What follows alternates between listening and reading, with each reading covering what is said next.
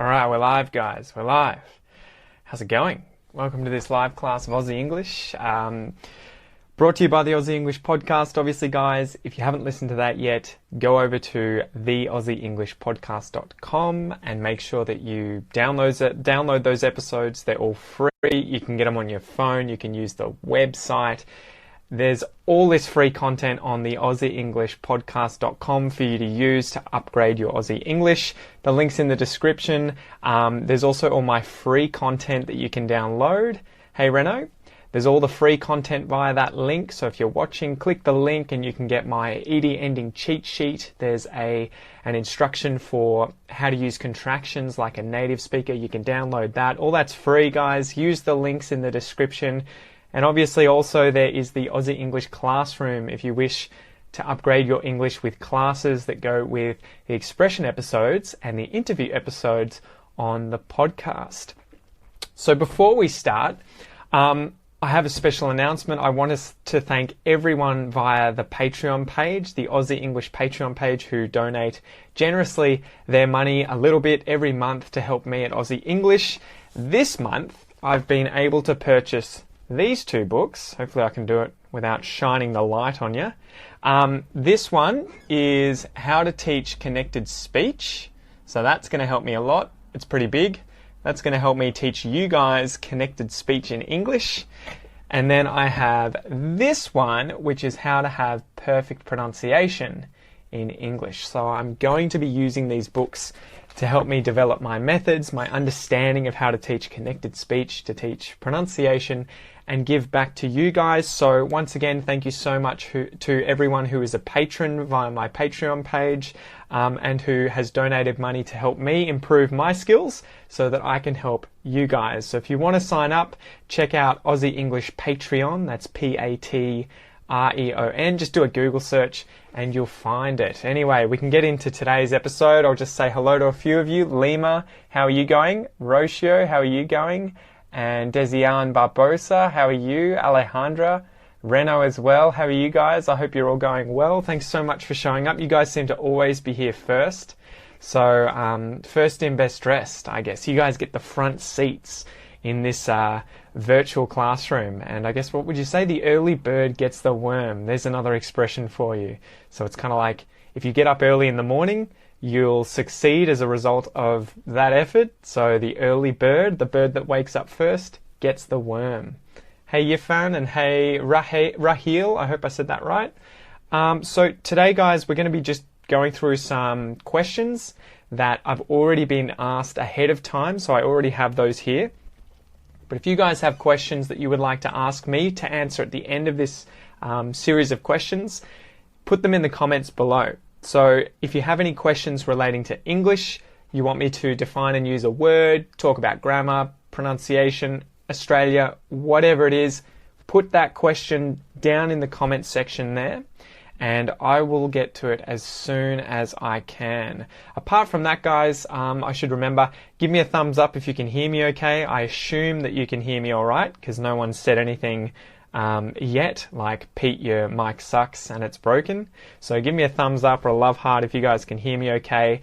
And if you wouldn't mind, please give this video a share, as it'll boost it in the Facebook feed. Facebook tends to be pretty harsh these days with regards to who actually sees the content on Facebook. So that's been a bit of a battle recently, getting enough, I'll publish something on my Facebook page and no one will see it unless I like it, I share it, I comment on it, and then all of a sudden everyone sees it. And so, yeah, it is weird how Facebook's gotten pretty strict with, I think you must just have to see the content really, really quickly as soon as it comes up, or it just plummets and goes to the bottom of the feed. So if you can, please give it a share, tag some friends in it who you think will improve their English with this resource as well. Hey Henry, how are you going? Just let me share this once in the Aussie English group and then we can get started. So I think that's about it, guys. Let's make sure everything's muted so we don't get some random sounds in the middle of the class. All right, let's just get into it. Boom.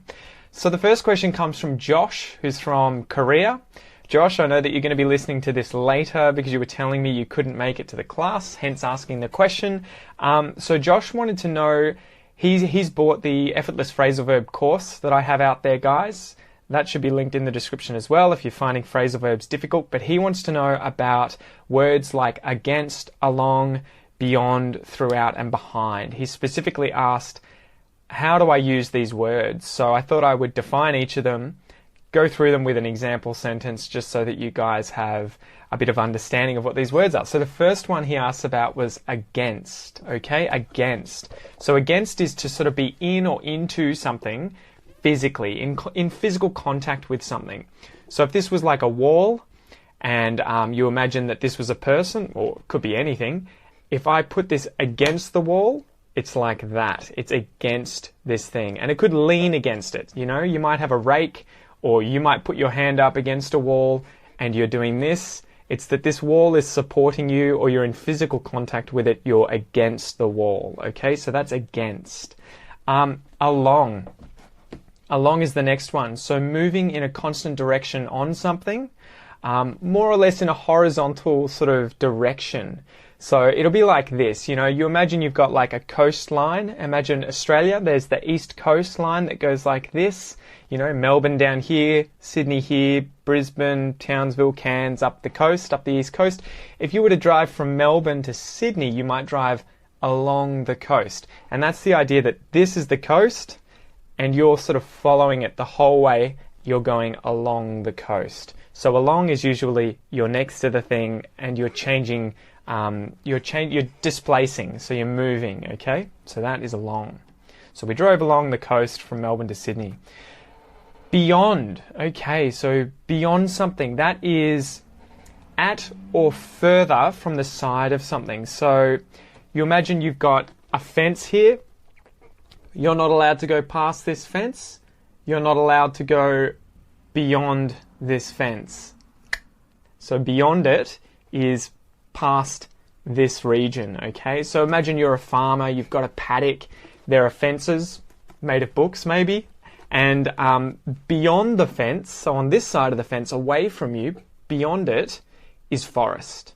Or maybe beyond it is someone else's farm. But it just means to be at or to the further side of something, okay? To be beyond something. Throughout. Throughout. See if you can say that with me, guys. This chair is squeaking like something crazy. Throughout. Throughout. That's a difficult word. So that's spelled Throughout, throughout. And it means that if something is throughout something else, it is that it is in every location within that thing.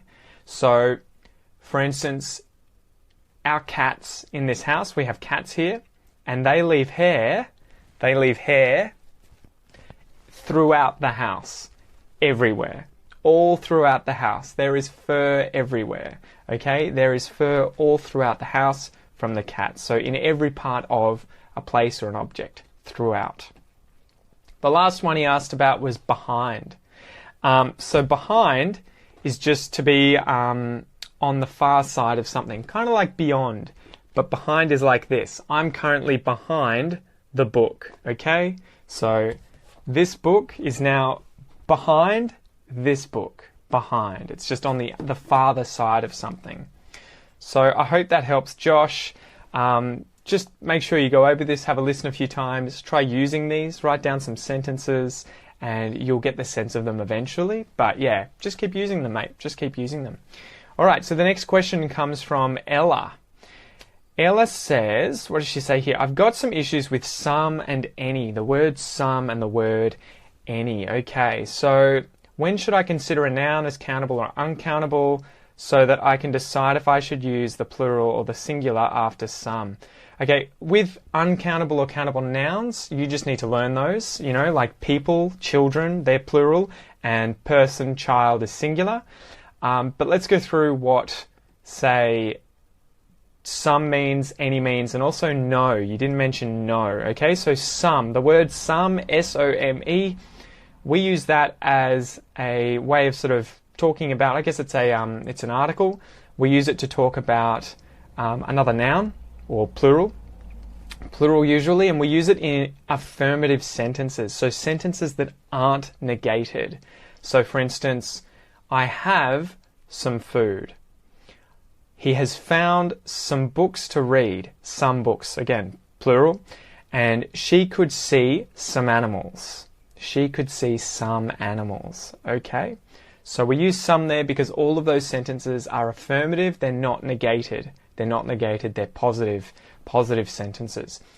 We use any when those sentences are negated. So instead of saying I haven't some food, we have to say I haven't any food, or I haven't got any food. Instead of saying he hasn't found any some books, he hasn't found some books to read, you would say he hasn't found any books to read. Okay, so you would say I don't have any food. He hasn't found any books to read. She couldn't see any animals. So we have to use any, A-N-Y, we have to use the word any with not. Not has to be in there, negating a verb. The sentence has to be negative, and then we use any. I have some, I don't have any. No, okay. No is the same as not any, except we use no in affirmative sentences. So sentences like some that are positive, except no in this case is the opposite of some. I have some books, I have no books. So both of those sentences are affirmative. One means that you have some books, plural, I have some, and the other one means that you have no books, none, absolutely none, okay? So we'll use it instead of not any. In these sentences, I have no food, I haven't got any food, I have some food. He has found no books to read, he hasn't found any books to read, he has found some books to read. She could see no animals. She couldn't see any animals, and she could see some animals, okay? So I hope that helps. The same rules here can be defined for indefinite pronouns, guys, like somewhere, anywhere, nowhere. It's all the same rule. Something, anything, anywhere. So for instance, you could say, I don't have anything to eat. I don't, negated, have anything to eat. You could say, he has found someone to read with. He has found, affirmative, someone to read with. And then you could say, she could go nowhere. She couldn't go anywhere. She could go somewhere. She could go nowhere. So not, any, and no, they both mean the same thing. One of them negates one verb and then uses any, and the other one is an affirmative sentence. And then you've got some, which is in only affirmative sentences. So I hope that helps. I should add one last thing here. If I have to pick between not any and no, so I have no friends, I don't have any friends, I would tend to use not any. I would usually form my sentences with not any. I just have a feeling inside of me like that is more common. I don't have any books, I have no books. I don't have any friends, I have no friends. I don't have any time, I have no time. They're both common, but I feel like I lean towards wanting to say I don't, and because that's negated, I have to use any. So there you go. All right, on to the next question. Fernando. So Fernando wants to know,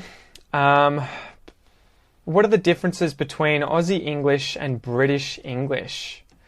That's a pretty open question. So what have I got here? Australian English is different from British English and American English. Obviously, they tend to be, they're all mutually intelligible. You can understand all those languages, but there are differences. Australian English tends to be different with regards to the invention of words. So we use a lot of slang and we make up a lot of expressions and words. We really do that more than the British and the Americans, as far as I know. Deception as well. We create some of these words in order to hide the meaning that we're trying to say, and we use them with friends. So that's why there's so much slang. We use a lot of profanity. So Australians will swear more often than British people and American people. That's true. And we're often sort of more inclined towards humour. So we joke around a lot more. That's tied in there with swearing and with slang as well. And we also use language that kind of, those things, I guess, that we've talked about, emphasises the fact that we are a classless society. So we we don't really like talking about people above us. We won't really use Mr., Doctor, Mrs., Your Highness. We don't use any of that in Australia. Everyone is equal. We see everyone as equal, whereas in British English, I think, at least from what I've read and what I know of the British, they put a lot more emphasis on class. So people with doctorates probably want to be referred to as doctor because they want to have that sort of status. Your Majesty, Your Highness, you would use for the Queen. People are lords and dukes, and you have all of this class stuff happening that in Australia doesn't happen, and that gets kind of reflected in the language, okay? Something interesting that I was reading about too was the fact that because Australia has so many Aboriginal words for place names and objects in our language, the way that these words sound has had an effect on how we pronounce the English that we use. I wasn't 100% convinced by this, though it's an interesting argument and I'd have to know more. But one example sentence was, on a walkabout from Ulladulla to Wagga Wagga, I camped by a billabong, boiled a billy and cooked me a wallaby. So there's a lot of words in there you might know. Walkabout is kind of to go and explore, to go away from your place into the bush for a sort of undetermined amount of time. Ulladulla is a place in New South Wales, so is Wagga Wagga. That's a place in New South Wales. Both of those are Aboriginal words, Ulladulla, Wagga Wagga, as well as walkabout, although that's an English word that Aboriginals sort of took and made into their own thing. I camped by a billabong. Billabong, another Aboriginal word, and it's a sort of still body of water, smaller than a lake. That is a billabong. And then a billy. A billy is a tin that you boil water in. So I boiled a billy. It's kind of a small tin. You imagine a Milo tin that you put on a fire when you go camping and you boil water in it. And then a wallaby is again an Aboriginal name for a type of kangaroo, a wallaby. So anyway, those are some words in there that kind of give you an idea about how they sound and how the way they're pronounced may have influenced the pronunciation of the words that we use in English when we're saying them. But yeah, I'm not 100% convinced of that argument. Aside from those points, guys, pronunciation of vowels tends to be pretty different. Australia might have a few weird diphthongs, like saying "ite" and "ate" a bit differently from the British. We also don't really use the glottal T the same way the British do, in words like little, bottle, whatever. They'll say whatever, bottle, little, water instead of water. We won't do that. They'll do that, or at least some of them will do that, not all of them. But they tend to be the biggest differences that I can sort of think about. So I hope that answers your question, Fernando.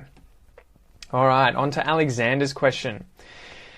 Alexander wants to know, do you use the word yes while speaking in formal situations like job interviews or in university or conferences, or can you just say yeah every time? So I guess saying yes would be more formal. Yes, that's right, exactly. Yes, yes, I am coming, yes. But I don't think that I would be disinclined to use yeah in interviews. It is informal, but I think that's tied in with the culture in Australia. If you go to an interview, at least personally, I would feel like I'm going to treat everyone as I would treat my friends. I'm not going to pretend like they're up here and I'm here. I would use either, but if in doubt, just use yes. But I would say that if you were an Australian, at least, going to an interview, they wouldn't even think about using yes or using yeah. They would just speak naturally and probably use yeah a lot more. Diana has a question here. What do you call a mate, or how do you use the word mate with a woman?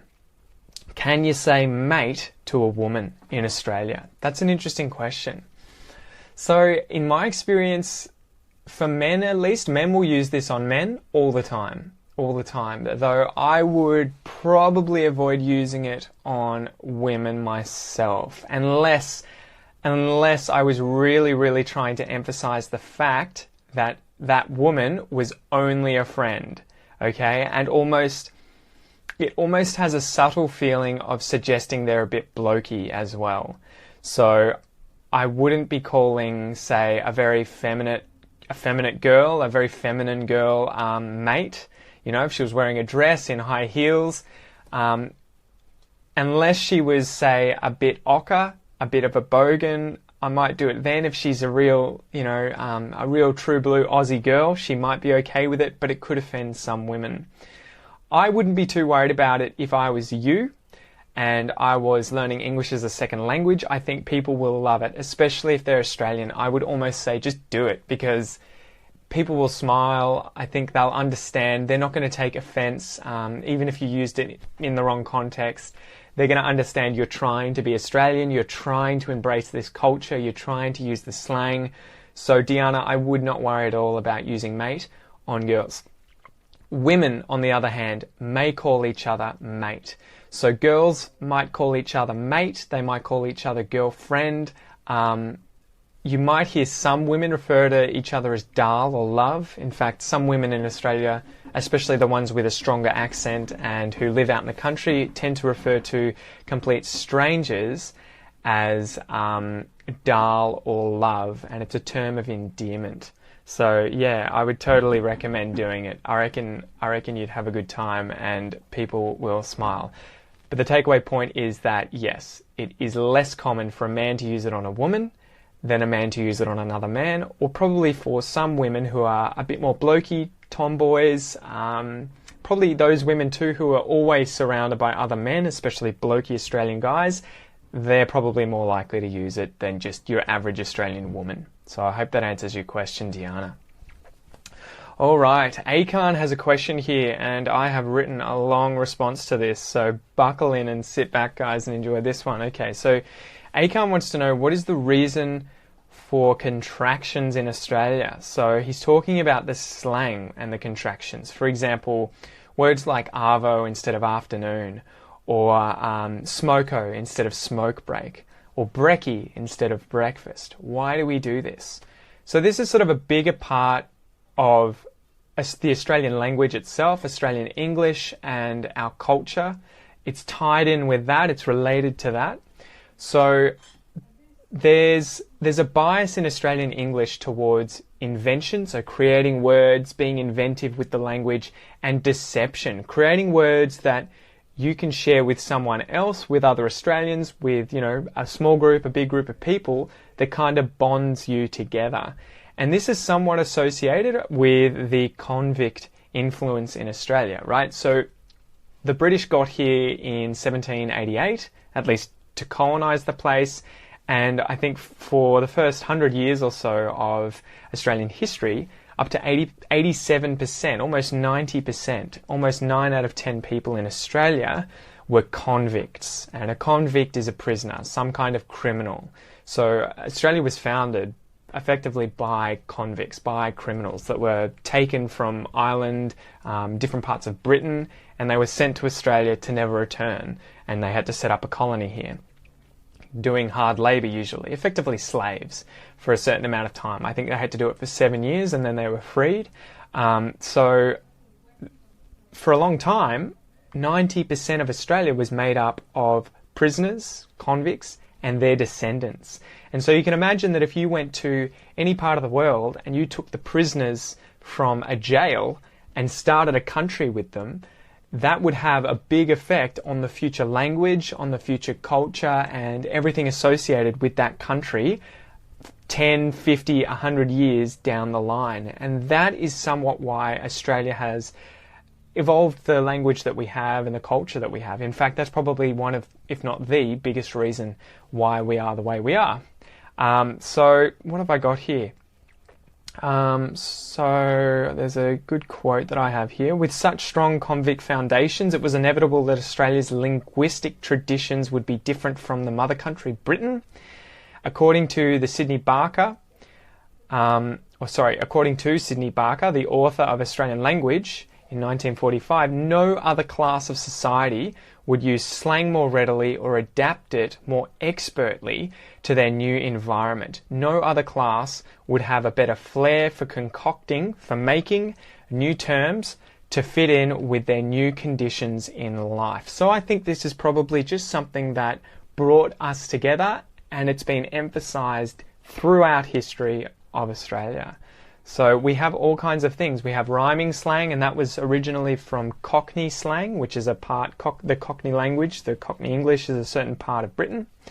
And we started using that sort of slang here, so you'll have things like the dead horse. That rhymes with tomato sauce. We'll say dead horse instead of tomato sauce. And so the point there is that it kind of hides what we're talking about, but other Australians know when we say dead horse. So it bonds us together. So that's sort of why rhyming slang exists. We created a heap of different expressions that were unique to Australia, like to have a few kangaroos loose in the top paddock, meaning you're crazy. There's an episode on that we went over probably a few months ago on the Aussie English podcast. Go and check that one out. To have a few kangaroos loose in the top paddock, to be crazy. Mad as a cut snake, to be very angry, to be as mad as a cut snake. And then I'll give you this one. This is a crass one. Built like a brick shithouse. So a shithouse is an outdoor dunny, an outdoor toilet. And if you're built like a brick, you know, those bits of clay that build something, you're built like a brick shithouse, you're incredibly tough. You're really big. So again, it's kind of humour, a bit of swearing in there, and some slang. It's all tied into Australian culture. So it's kind of a bit of, you know, we're just like that. We're very laid back. We like to swear. We make jokes about stuff. We make fun of each other, and we make up a lot of slang. On top of this, we also started reversing the meanings of certain words, apparently. So words like bastard, which is a bad word usually, and rat bag, another bad word in England. We started using these as colloquial terms of endearment for people. So you will hear people say, "Oh, how are you, you old bastard?" And, "Oh, this guy's a bit of a rat bag." And it's a positive thing in that sense. So this is another way that Australians use slang to sort of differentiate themselves from British English. And again, there's that mateship, friendliness, and sort of humour involved in the language. But I guess the real point you were asking about is what we call the diminutive, and that is slang that is shortened. So afternoon, arvo, smoke break, smoko, breakfast, brekkie. Apparently, apparently there are about 5,000 of these different words that have been recognised in Australian English, and there are multiple reasons for this happening. So it seems like it's more informal, and it kind of reflects Australia's love of egalitarianism, so that we're all equal. No one's up here, no one's down here. We're all equal, we're all the same. And it sounds less pretentious. It sounds more friendly. It sounds friendlier than using full words. So instead of saying afternoon, which sounds very pretentious, like the British would have probably said to the convicts decided, well, we're going to create our own word and be different, less pretentious, more friendly, and that's how that sort of evolved. So yeah, it's an interesting way of thinking about it, avoiding pretentiousness. So as I've always said to you guys, make sure that you use slang words like arvo, brekkie, smoko. People will know what you mean if they're Australian, and they're going to instantly recognise that you're interested in the culture and be drawn to you and want to talk to you, and it's just a way of fitting in a little bit better. Before we finish up, I guess there's one little bit about profanity and informality at the end here. So there's an Aussie saying that I wanted to tell you guys. So this one is, if a guy next to you is swearing like a wharfie, and a wharfie is someone who works at the wharf down near, say, the port. A wharf is kind of like a pier. If the guy next to you is swearing like a wharfie, there's a good chance that he's either a billionaire or a wharfie. So the joke there is that if someone's swearing a lot in Australia, either they have a very low-paying job and they're a standard Australian, or they're the richest person in Australia, a billionaire. So that is sort of just a way of illustrating that we are all very much about not being classist. We're all equal. We're all very pro-egalitarian, and we like swearing, we like humour, we all like sort of getting along. And to put that in context, I looked up and there was an instance of one of our prime ministers swearing in an interview with a journalist using the F-bomb. He said the word fucking when he was talking about something that he really liked. You know, this fucking pub is so good. Whatever the example was, that tends to be something that is very informal, that would not happen in Britain or in America. But in Australia, it tends to be sort of, it's all right. It's not really that big a deal. You're not swearing at someone. You're just sort of, you're swearing to show that you're enthusiastic. And I guess Paul Keating, the Prime Minister at the time, was doing it to show that he was just one of the rest of us. He's a normal person. He's not up here. He's a human, okay? So that, I hope, gives you a bit of an idea of the Australian language and Australian culture and how we differ from British English and American English. Why we love our sort of swearing, why we love our slang terms and expressions, and also to give you an idea of why we don't like class. We don't like having people above us or below us. That's why you'll find if you come to Australia that people will get uncomfortable if you call them Mr. or Mrs. or teacher or professor. At university, my teachers, even though they were 50 years old, would just say, call me by my first name. Do not call me Mr. Do not call me professor. Do not call me doctor. In Australia, that happens a lot because people want to be seen as equals. They don't want to be seen as above anyone else, okay? So, bit of Aussie culture there for you. 2 more, guys, and then I'll get into the comments section. So Gabrielle wants to know, can you please show us a bit about rhythm in Australian English? Talk about the techniques regarding rhythm. That was a really difficult one. So I need to actually research this a little more, and hopefully these books that you guys who are patrons bought me this week, hopefully these books are going to help me answer that question. So yeah, I don't really know enough to be able to do it justice, to be able to talk about that well right now. I would probably say that rhythm-wise, at least, the da-dum, the way that we speak with regards to rhythm, I would say that rhythm tends to be similar to British and American English. I don't notice anything that is very, very, very different from those guys and from us. I would say, though, that there may be slight differences with regards to connected speech, so linking words together, and the kinds of pronunciation that goes into how we speak and the connected speech that we use. So there are quite a few differences there that I will get onto in the future. But one thing that I guess is interesting about Australian English, as I'm sure you guys have seen around the place, is that, say, words ending in ER, AR, OR, URE, ER, or RE, sorry, all of those have the same sound of just like theatre, centre, water, polar, what's another one? Jaguar. We just say So that's an interesting thing that's sort of different about pronunciation. What else have we got here? So intonation-wise, though, there are some differences. Americans, there's some funny stuff that Americans do with intonation, like, so I was like, and then he was all like. They do this thing where the voice raises, and they do that in a different part of the sentence sometimes. Not all Americans, obviously, but some of them. Occasionally, you'll hear them on TV, and they tend to be rich girls who are a bit not educated, and they'll have that sort of aspect to their language. They'll be like, so like, I was doing like this, and then so like. They do this weird stuff with the language and the intonation like that that's very unique to that demographic in America.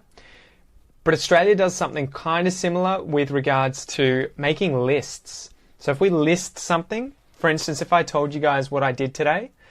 So I got up and then I went out and I went to the shops. Notice what I'm doing here with the intonation. It's going da-da-da-da, da-da-da-da, da-da-da-da. That is very common in Australian English. So I've got an example here. Let's see if I can read all of it.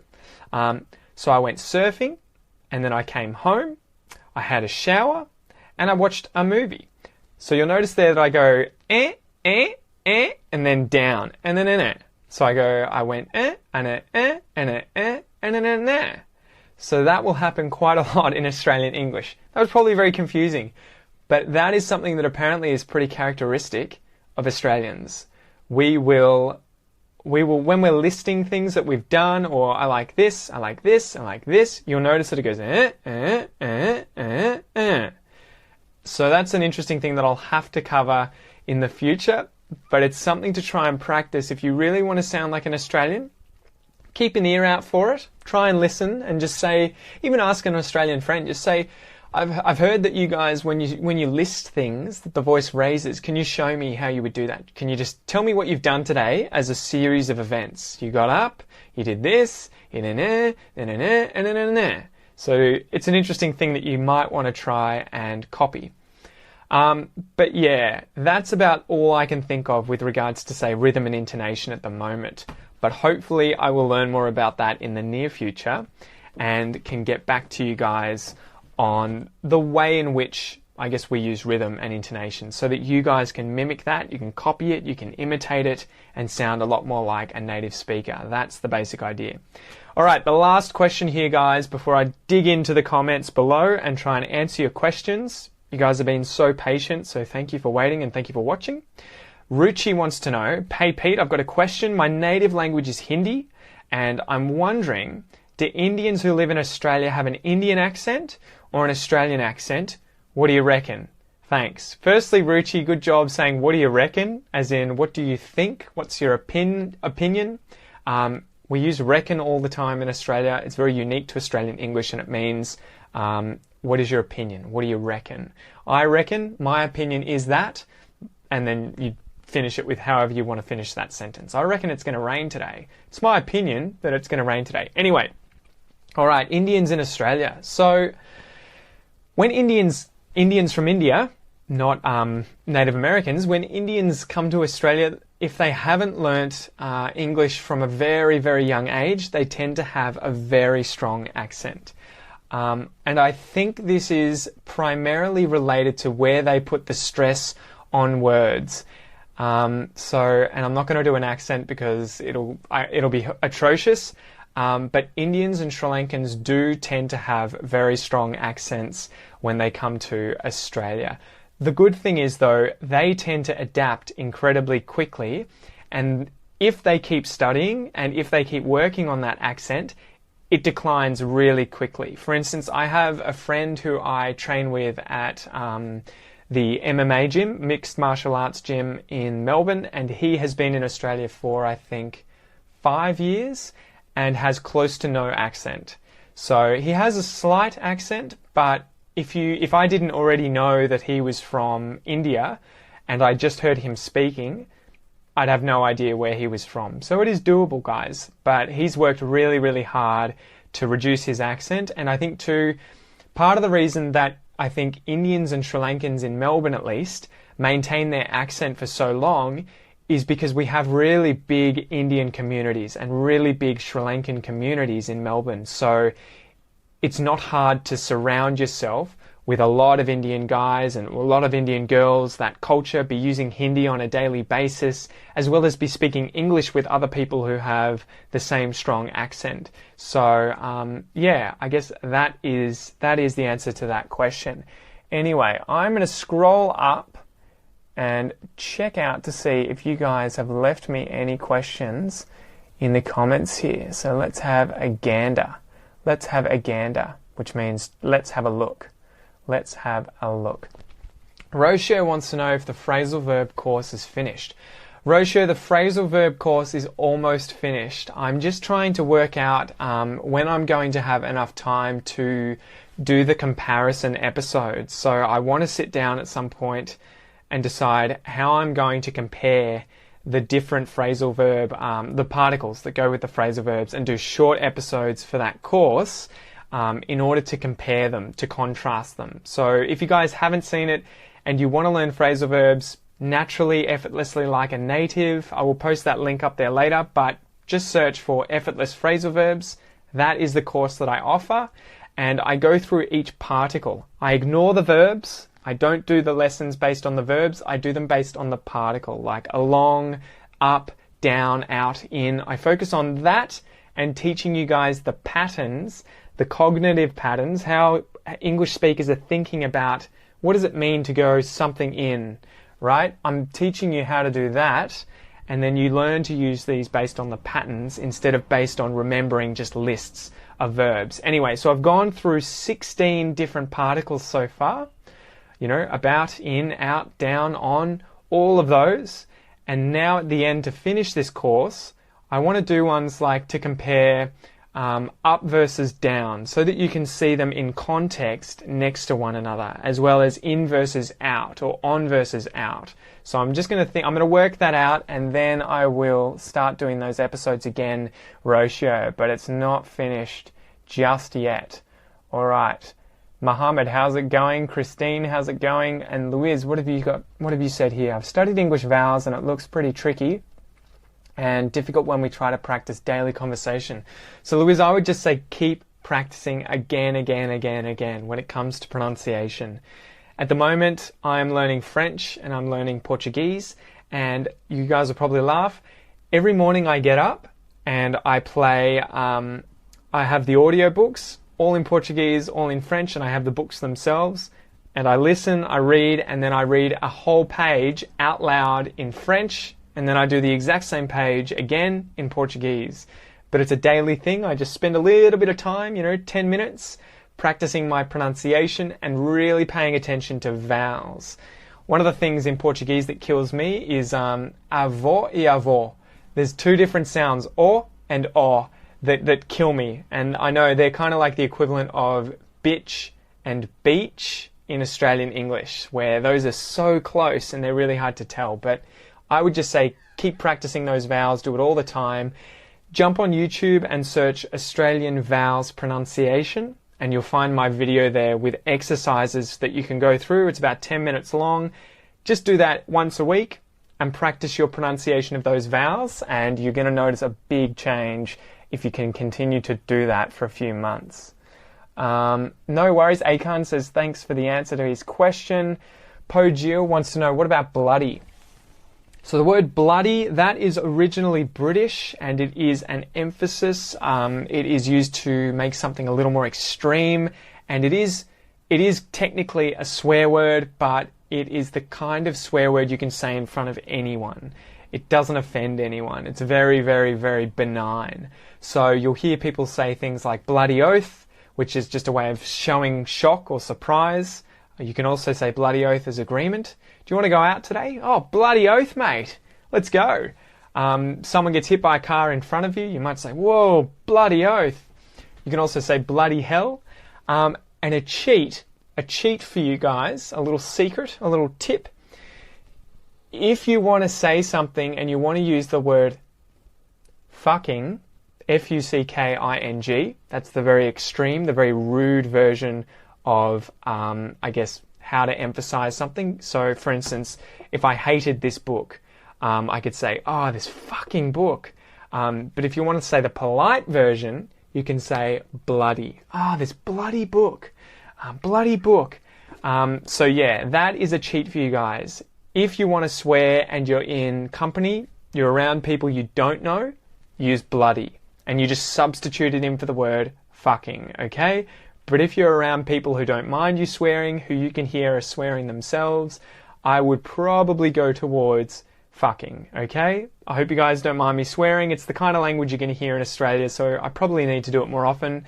And you might hear me say it from time to time in podcast episodes where I'm interviewing other Australians, and I feel more comfortable using that kind of language. One quick thing to talk about the emphasis, you could say like, this book is horrible, and that's kind of like, okay, I get that you don't like it. You could say, this book is bloody horrible. And that sort of emphasizes it a bit. Okay, the book's horrible. The book's bloody horrible. You could say the book's really bloody horrible. Brings it up a little bit more. But then if you want to swear, you could say this book is fucking horrible.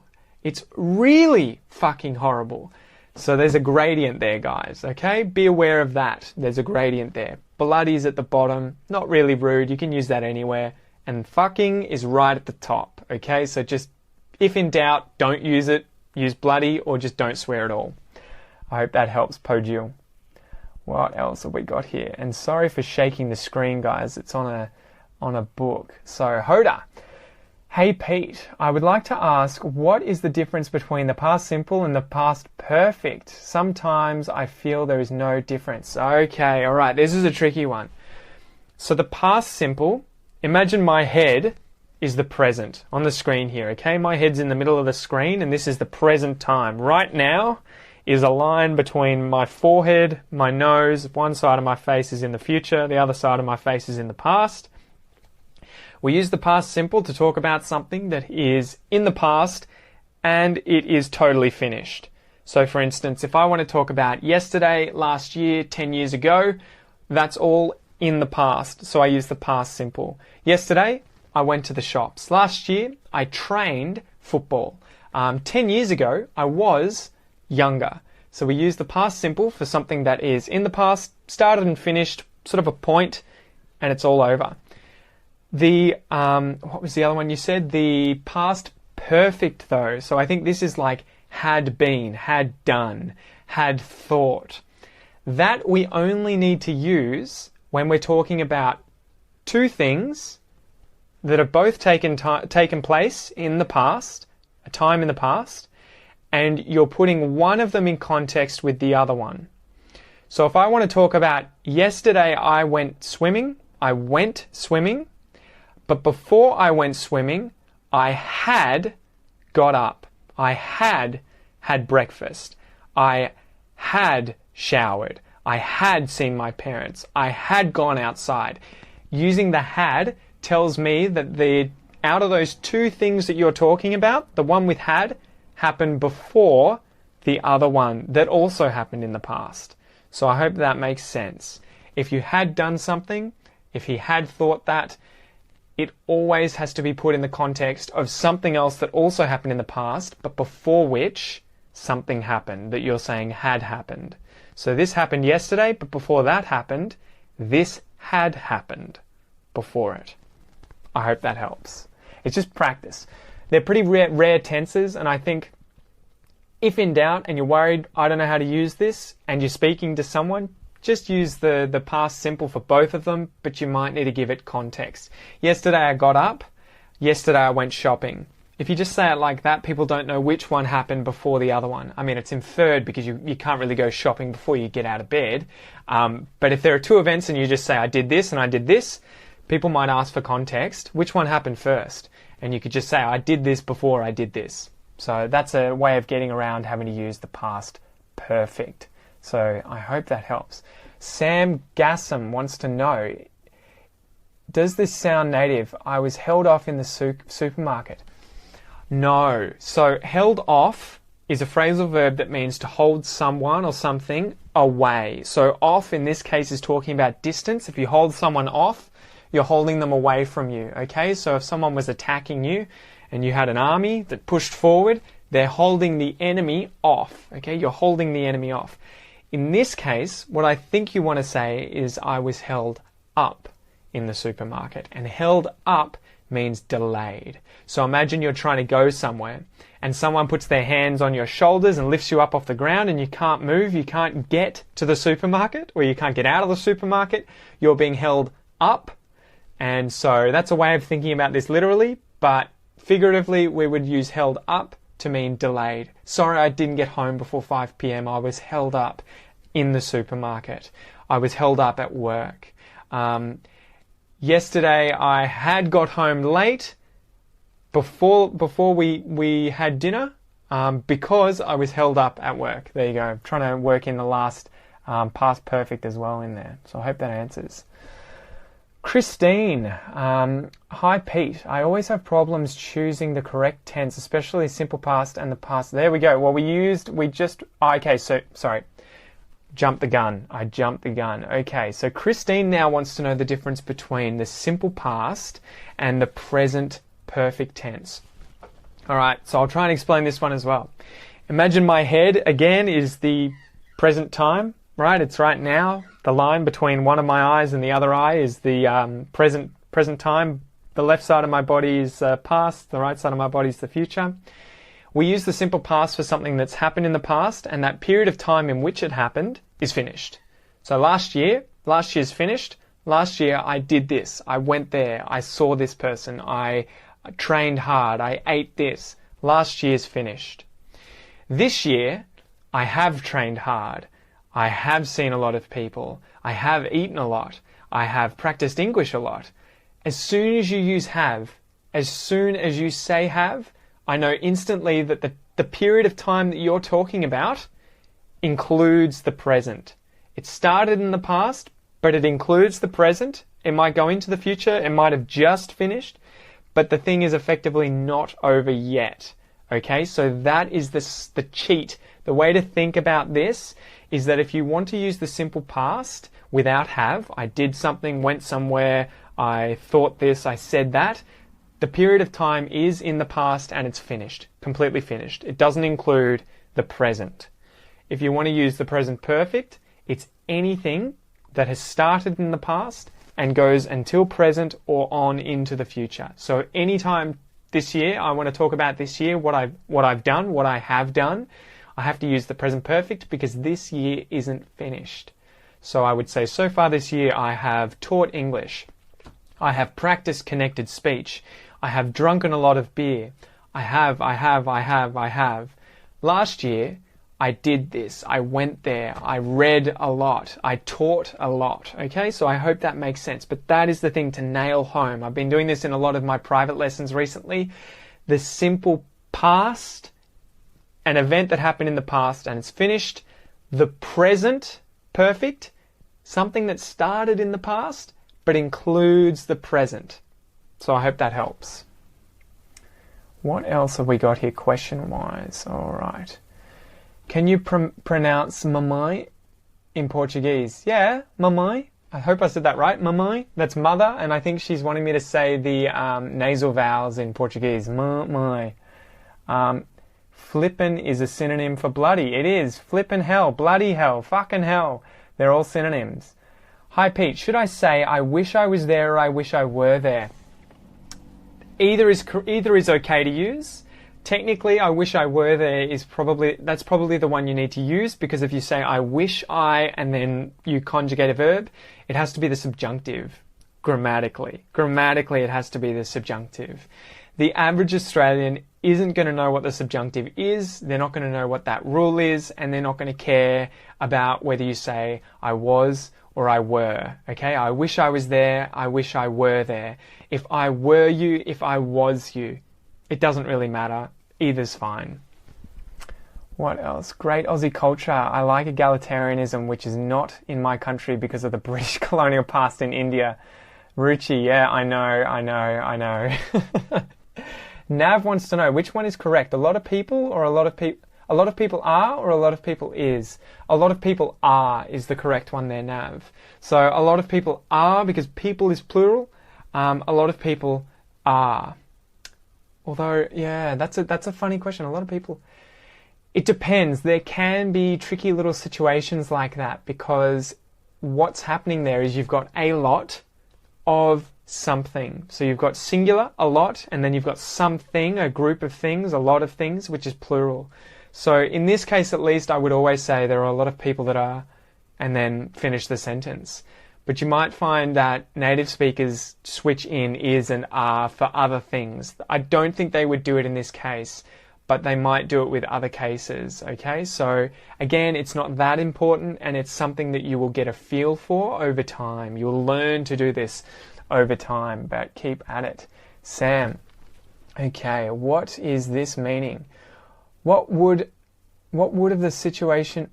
I think you've done something strange with the verbs there, because it doesn't make a lot of sense. What would have the situation had to have been? Actually, yeah, maybe you're right. It's a very weird sentence though. What would have the situation had to have been escalated to? Yeah, actually you're right. What does it mean? It's just a complicated tense sentence. So it's talking about the conditional perfect, so what would have, so that's kind of put it in the present perfect. That's the idea of the things sort of happened, but you want to know what would have been possible, and then it had to have been escalated to.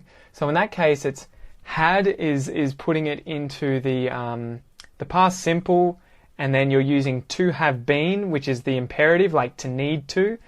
So it's like a way of saying what would have this situation needed or required to have been escalated to. It's a very difficult one to understand. So that is very advanced English. I wouldn't worry too much if you don't get that. So even I had to sit there and be like, huh? What else? Now Okay, I know how to use it, but I don't know when the time is to use it. Ayumi. I assume you're talking about one of the tenses I was talking about. So it's just any time you're talking about something that's completely finished, period of time, you use the simple past. If it includes the present, you will use, a period of time where something is happening. That's when you start using it. I would look up some exercises online that better explain how to do this. Write them out, practice saying them, and then a good way of practicing this thing is by talking about what you have done today, what you have done this week. So start the question with what have I done, and then everything that you say after that needs to be have done, had been, have seen. And the other one would be what did you do last year, 10 years ago, and that sets you up automatically to talk about something with the simple past. Okay, be over the moon. To be over the moon, I don't know if I want to answer that one, G, because that is this week's expression episode. So Akan suggested that expression, guys, in the Aussie English classroom. The Aussie English Facebook group. Akan suggested that, so that will be the expression that I go over this week. So stay tuned. Nav, none of them have, I think, so are you saying gun? So he's written here, none of them have gun. None of them has gun. Do you mean gone, as in to have disappeared, or do you mean a gun like poof, a pistol? Because if it was none of them have a gun, you could say that, or none of them has a gun. If that's what you mean, technically it should be none of them has a gun, because none is singular. None of them, not one, not a single person of them has a gun. But that was another example right there of where native English speakers will confuse which one of them is the plural. So they will say none of them have a gun because they're thinking them, those people have a gun. So again, that's something that you guys will probably get correct more often than native speakers. How where to use mostly and mainly. Rami wants to know how and where to use the word mostly and the word mainly. So these are pretty much interchangeable. They're synonyms. I mostly do this, I mainly do that, and they just mean primarily. So because they've got the ly at the end instead of just most and main, you've got mostly and mainly. In those cases, it means that it is an adverb. So you have to put that in the context of a verb. Mostly, I run mostly, I run mostly every single week. So these tend to be pretty flexible as to where they can go in the sentence. I mostly do this, mostly I do this mostly. But yeah, they're associated with a verb, and they just mean that most of the time, or the main portion of the time, more often than not. The majority of the time I do this. So I hope that answers. So how should I say I'm in Japan, but I've been in Australia for a year? Does it include the present? You can't be in both, right? You can't be in Japan at the same time as you're in Australia. So that's why you would have to put that in the context of this year I have been to Japan once, but I am in Australia at the moment. Last year I went to Japan. Since the start of the year I've been in Australia for... So it's all dependent on the period of time that you're talking about. You have to put that into context. So the answer is yes. It could be present, could be the present perfect tense, could be the past tense. It just depends on when and in what situation you talk about being in Japan or being in Australia. Well, you're doing well with Portuguese. Thank you. I know the nasal vowels were very, very difficult. Omar, can you teach us the grammar and how we should use it correctly? Which grammar? Which grammar, mate? Omar, feel free to ask which grammar do you mean? It's about time I slept, or it's about time I sleep? That's a good question. I would probably say it's about time I went to bed, which is an interesting thing because it's like you're talking in the present but you're using the past simple. It's about time I went to bed. That's a good question. Nav, I would say it's about time and then I would follow that with the past simple. It's about time I left. It's about time I went to bed. It's about time I went for a surf. It's about time I ate dinner. I would say it with the past simple. The present would sound a bit strange. It's about time I sleep. It's about time I eat. It's about time I surf. That's a bit weird. In that case, I would use the past participle. So slept, went, did, etc. Alright, I might answer one more, guys, and then I'm going to go have some dinner. So, G. Would we use for future and past too? How do we use it in the past? Oh, man, that's a good question. So there are multiple ways. Would is a very complicated auxiliary verb. W-O-U-L-D. So, for instance, you can use would when you're talking about something habitual that you did in the past. When I was young, so during that period that I was young, where I did multiple things every single day, like going to school, when I was young, I would go to school. So we can use it in the past like that. Right now, I would like a drink. I'm really thirsty and I would like a drink. Yesterday, I would have been too tired to come out. So it's kind of like, that one's way more complicated and I can't think of the tenses at the moment. But yeah, so would has multiple different meanings. It can kind of mean the present, a little bit into the future, and it's a conditional. And then we can also use it in the past for multiple different things as well. The best thing that I would recommend with learning that is learn it in the context of stories. When do I use this? When do I use that? And then look up some exercises. I would literally just sit down, do one exercise out of some kind of grammar book on would. Do one every day, do it for a month, and you will crush. You will do really well at using would after you do something like that. So anytime you guys as advanced English learners come up against a problem, look online, look through my resources, buy a grammar book, use YouTube, whatever, find some sort of examples and then practice those examples that answer the grammar problem you have right in this moment, and just keep using your English learning experience, your day-to-day English, as a way of finding the things you find difficult and then learning them. So I find the present perfect difficult. I'm going to learn that for this week. I find the future tense difficult. I'm going to learn that this week. I want to talk about coffee. I'm going to learn vocab this week. So just keep doing that and filling in the blanks.